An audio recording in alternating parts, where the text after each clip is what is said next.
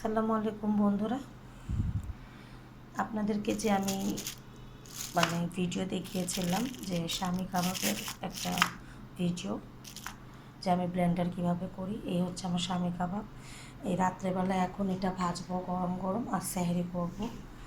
তো আজ আমি সিম্পল রেখেছি আমার রান্না, তার কারণ হচ্ছে চলুন দেখাই আপনাদেরকে।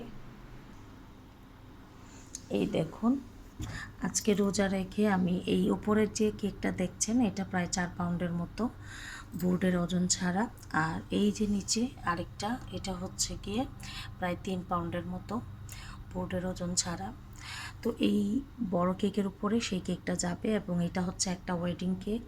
আর আমি আমার এই ফ্রিজে শুধু কেক রাখি, অন্য আর কিছু রাখি না। এখানে হচ্ছে গিয়ে ক্রিম একটুখানি, এখানে হচ্ছে সাদা চকলেট একটু, আর ওই যে কেক কিছু বেঁচে যাওয়া অংশ।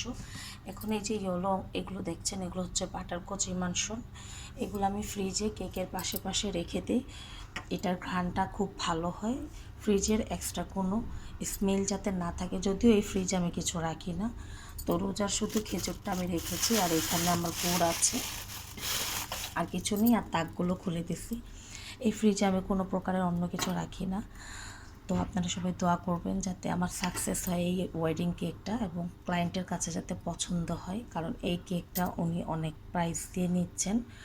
এবং এই কেকের বাকি যে লুকগুলো সেটা আপনাদেরকে কালকে দেখাবো। তো আজকে অনেক কাজ করেছি, এখন চলে যাই আমরা আমাদের সেহরি খাওয়ার প্রিপারেশনে। আল্লাহ হাফেজ।